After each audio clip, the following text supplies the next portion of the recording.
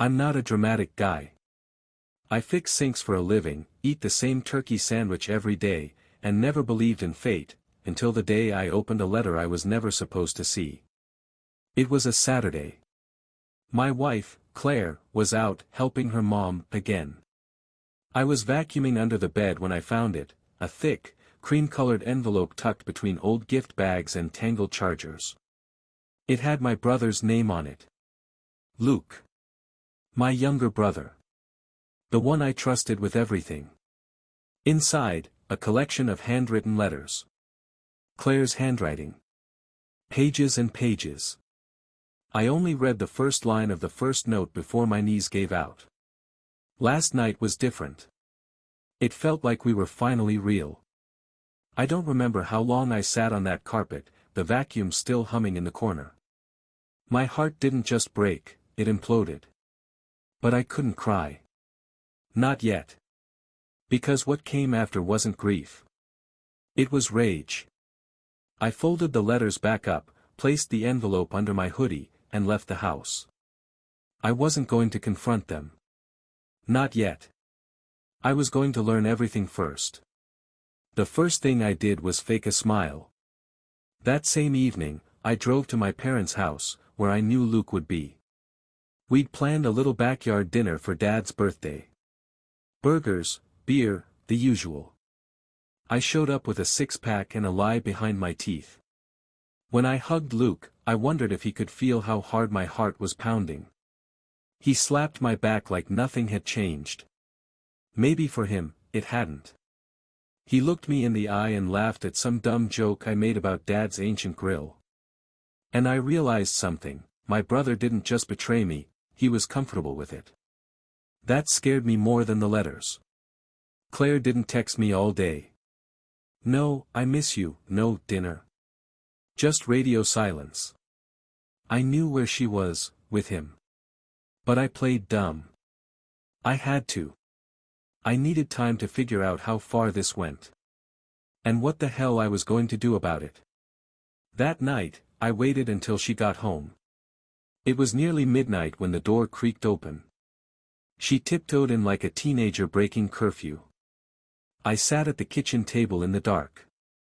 She jumped when she saw me. Oh my God, she laughed nervously. You scared me. Why are you sitting in the dark? Just thinking, I said. She walked over and kissed my head. You okay? I wanted to scream. Instead, I smiled. Yeah, I lied. Just tired. Over the next week, I became someone else. I started checking her phone when she showered. She'd changed her passcode, first red flag. I didn't press it. I placed a small tracking tag inside the lining of her gym bag. It was a gift from Luke, ironically. A sleek little air tag he'd proudly presented last Christmas, in case you lose your stuff, sis-in-law. She had no idea I just flipped it back on. Every day at 11 a.m., she wasn't at yoga. She was at a Holiday Inn just off Route 3. Same room. Same schedule. I sat in my truck across the street with my window cracked, listening to sports radio like everything was fine. I watched her car pull in. And I watched him get out of his. Luke. My own blood. They kissed in the parking lot like teenagers. No shame. No fear. Claire tossed her head back and laughed. It was that laugh that killed me. I didn't confront her. Not yet. I wasn't done. I bought a burner phone and used it to message a friend of mine from college, Sarah. She worked as a private investigator now. She owed me one. I told her everything. She didn't hesitate. Give me 3 days, she said. I'll get you more than you want. 3 days later, I met Sarah in a diner outside of town. She handed me a flash drive and a manila envelope. Brace yourself, she said. Inside were photos, time-stamped and zoomed in, Claire and Luke in the hotel room. Claire in lingerie I'd never seen. Claire pushing Luke against a wall, lips to his neck. There were videos too. I didn't watch them. I couldn't. But I kept them. For court. That night, Claire crawled into bed next to me and sighed, curling against my chest like nothing was wrong. I stared at the ceiling, counting the seconds in the dark. She kissed my shoulder. "You're so quiet lately. Everything okay?" And I said the one word I'd mastered since this all began. "Yeah." But inside, I was already planning how to end this. The hardest part wasn't watching them together.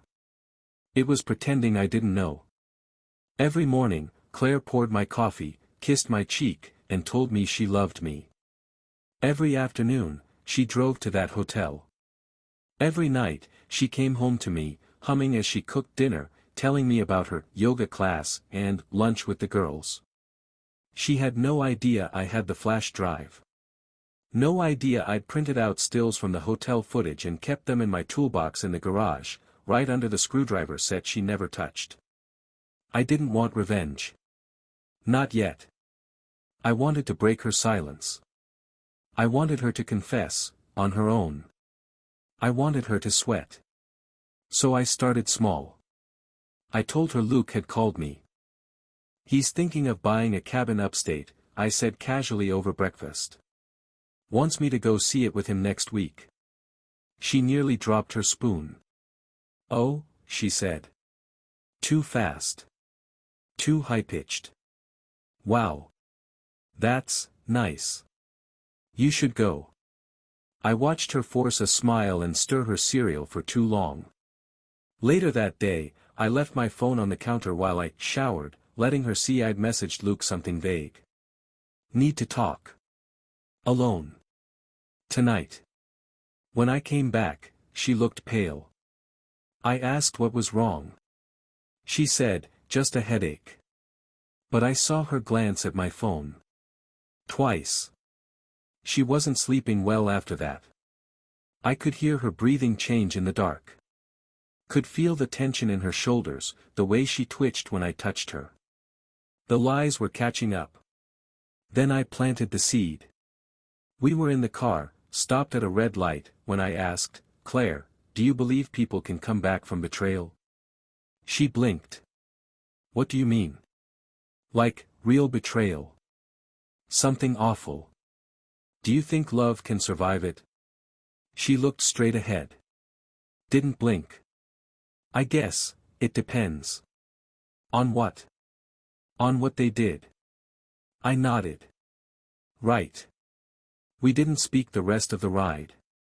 That weekend, I invited Luke over for a guys' night. Poker, drinks, grilled steak. Claire had no idea. I watched them interact closely, too closely. The little glances, the nervous ticks.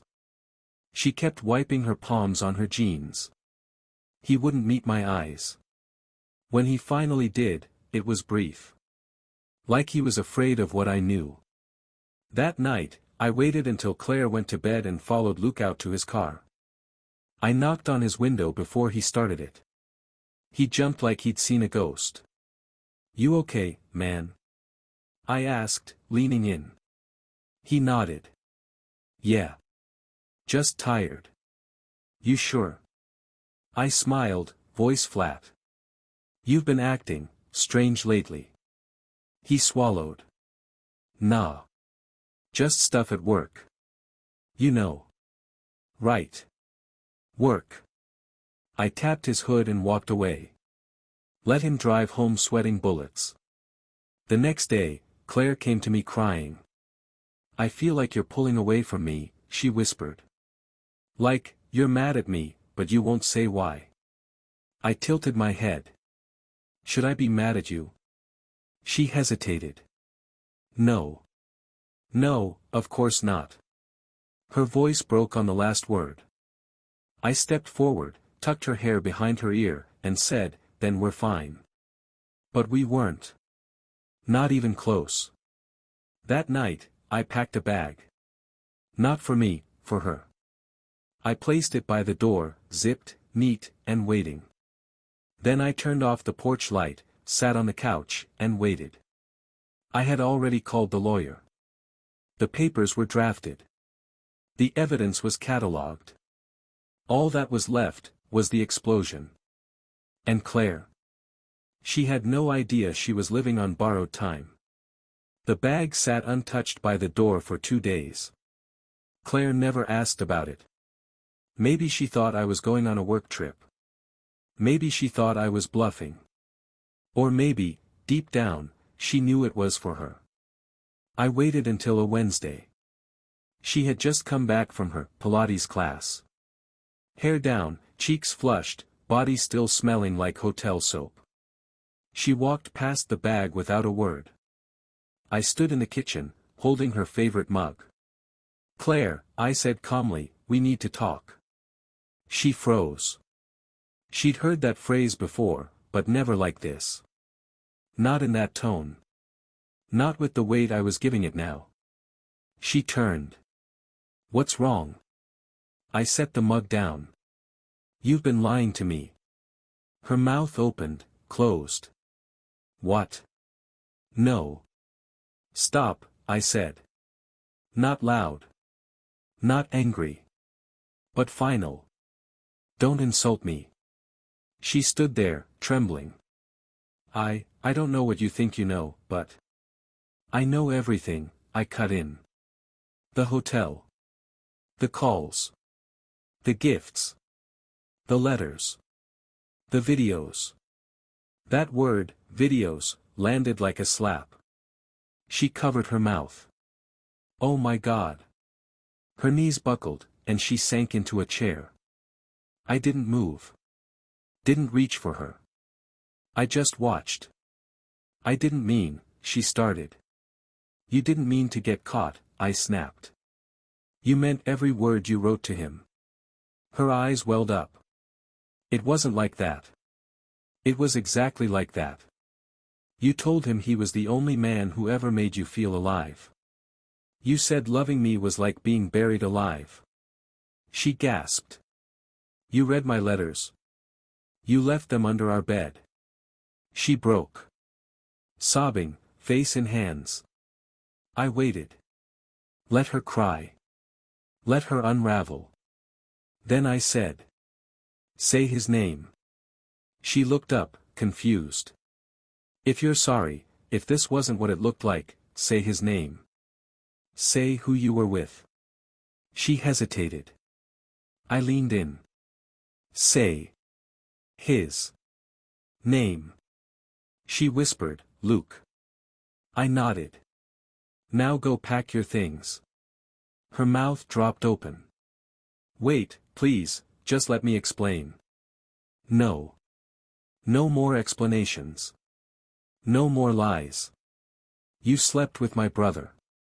Repeatedly. In our town. In our home. With our families around." She stood. "I made a mistake." "No," I said. "You made a choice. Over and over again. And now so am I." She left that night. Didn't take the bag. Didn't look back. And I stood in the doorway long after her taillights vanished, wondering if I'd ever stop shaking. But I wasn't broken. I was finally free. The first few days after she left were quiet. Too quiet. I slept on one side of the bed. Out of habit, I still brewed 2 cups of coffee in the morning. I still looked at my phone expecting her messages. But silence has a way of clarifying things. Claire texted. Called. Begged. I didn't respond. Until she said 5 words I hadn't expected to read. "We need to talk. About Ethan. Ethan. Our son. He'd just turned 6. Suddenly, my silence wasn't so peaceful anymore. We met at a park near my parents' house. Neutral ground. She looked different. Smaller. Not physically. But like a balloon half deflated. Her makeup was smudged. Her eyes were red. She sat on the bench beside me, her hands shaking. "I didn't want to do this here," she said. "But you deserve to know." I didn't say a word. She pulled an envelope from her purse. "Don't hate me," she whispered. "Please." I took the envelope and opened it. It was a paternity test. Claire had ordered it behind my back, weeks before the affair came out. The father of Ethan, Luke. My stomach turned. My mouth went dry. All those years. The late-night bottle runs. The scraped knees. The bedtime stories. The way Ethan's eyes crinkled when he laughed, just like mine, I'd always thought. Turns out, they were just like his. I stood up. Claire reached out, but I flinched. "I didn't know," she cried. "Not for sure. Not until recently.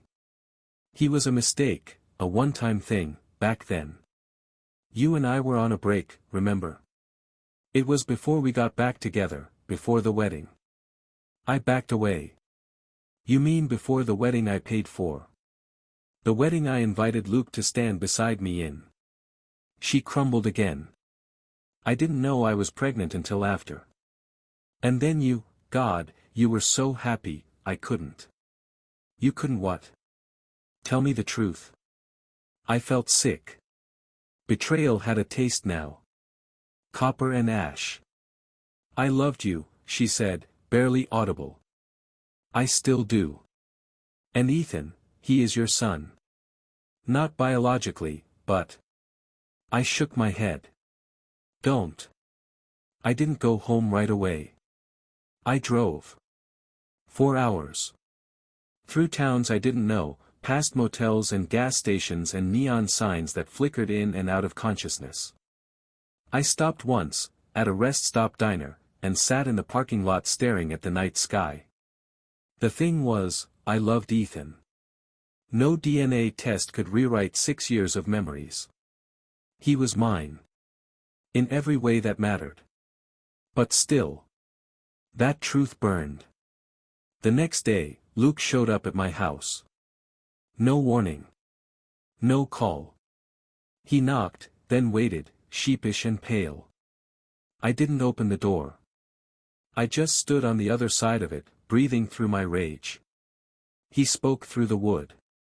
I didn't know. About Ethan. Not until Claire told me. Silence. "She's a mess, man. She's not even staying with me. She's in some hotel out by the highway." I didn't answer. "She said she'd tell you." I told her she had to. "You deserve to know." Another pause. "I know I messed up. I'll never forgive myself for what I did to you." I spoke, finally. "You didn't do it to me, Luke. You did it to us. To your own nephew. To this entire family." He sighed. "I know." Then I said something that surprised even me. "I don't care if you're the biological father. You're not his dad." "I am." He didn't reply. Just stood there. Then walked away. I stayed up that night, staring at photos on the wall. One of Ethan, age 2, in a lion costume. One of us at the beach. Claire had always been just outside the frame in those shots. Smiling. Carefree. But now all I saw were shadows. All I could think about was how a life built on lies can still feel real.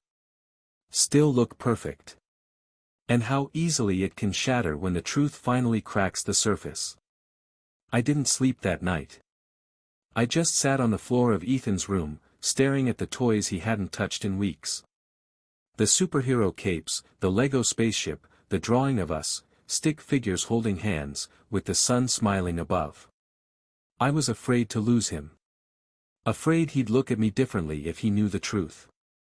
But more than anything, I was afraid of what I'd say when he asked the question I knew was coming. And sure enough, the next morning, he did.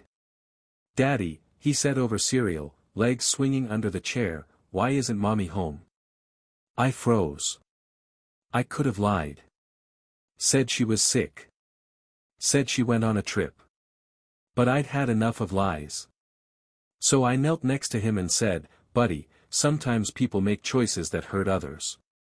And when that happens, they have to go away for a while." He blinked. "Did mommy hurt you?" His voice was so small. I nodded. "Yeah. She did." "Are you mad?" I didn't answer right away. Then I said, "I'm sad more than mad. But I'm okay. Because I have you." He leaned forward, wrapping his arms around my neck. "I don't want her to be gone forever." And that's when the tears finally came. Mine, not his. Because no matter what Claire had done to me, she was still his mom. And Ethan was still just a kid who wanted his family back. The weeks passed slowly. Claire stayed away. Luke moved to another state. I heard he quit his job and started over somewhere near Seattle. Good. Let him rebuild from scratch. As for me, I focused on being a dad. I read parenting books.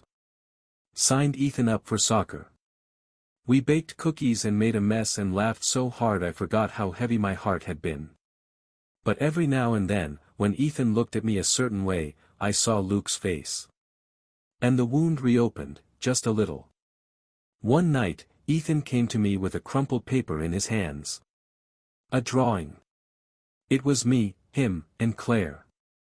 But the version of her in the drawing had a sad face. Big blue tears. "Do you think she's crying too?" he asked. I nodded. "Yeah, bud.